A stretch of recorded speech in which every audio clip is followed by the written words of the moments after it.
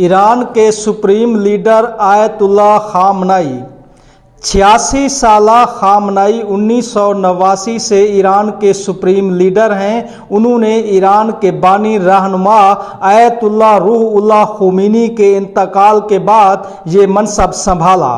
खुमैनी ने 1979 के इस्लामी इनकलाब की क़ियादत की थी, जिसके नतीजे में शाह ईरान की हुकूमत का खात्मा हुआ और ईरान में इस्लामी जमहूरिया कायम हुई।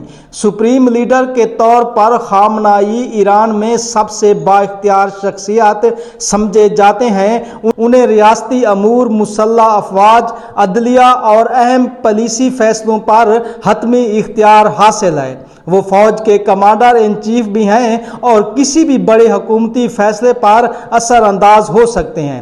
ईरान के सियासी निज़ाम में सदर मुंतखब होता है, लेकिन सुप्रीम लीडर को वसी इख्तियारात हासिल होते हैं जो उन्हें मुल्क का असल ताकतवर तरीन फर्द बनाते हैं।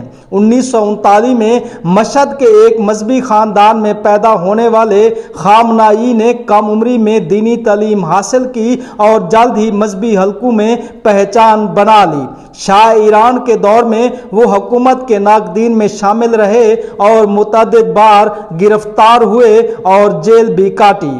उनकी अहलिया मंसूरा खजस्ता बाकिरज़ादा से उनके 6 बच्चे हैं। उनके ख़ानदान के अफराद अमूमन अवामी मंजरनामे से दूर रहते हैं, ताहम उनके बेटे मुजतबा खामनाई का नाम बाज़ औक़ात अंदरूनी सियासी हलकों में लिया जाता है। सुप्रीम लीडर के तौर पर उन्होंने ईरान की दिफाई और अस्करी पॉलिसी को मजबूत बनाया।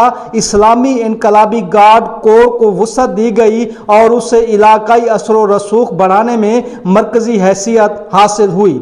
इनके दौर में ईरान ने मुज़ाहमती माशियत की पॉलिसी अपनाई ताकि मगरबी पाबंदियों के बावजूद खुद इनसारी को फ़रोग दिया जा सके।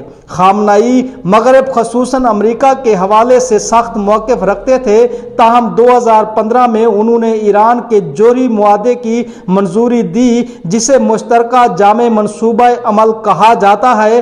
बाद अज़ा अमरीका की जानिब से मुआहदे से अलहदगी के बाद ईरान और मगरब के ताल्लुकात दोबारा कशीदा हो गए। इनके दौर में 2009 के ग्रीन मूवमेंट एहतजाज, 2019 के मुआशी मुजाहरे और 2022 के खवातीन के हकूक से मुतल्लिक एहतजाज जैसे बड़े चैलेंजेस भी सामने आए। इन मुजाहरों के खिलाफ सख्त क्रैकडाउन किया गया। खामनाई ने खित्ते में ईरान के इत्तेहादियों के नेटवर्क को मजबूत किया, जिसे महवर मुज़ाहमत कहा जाता है।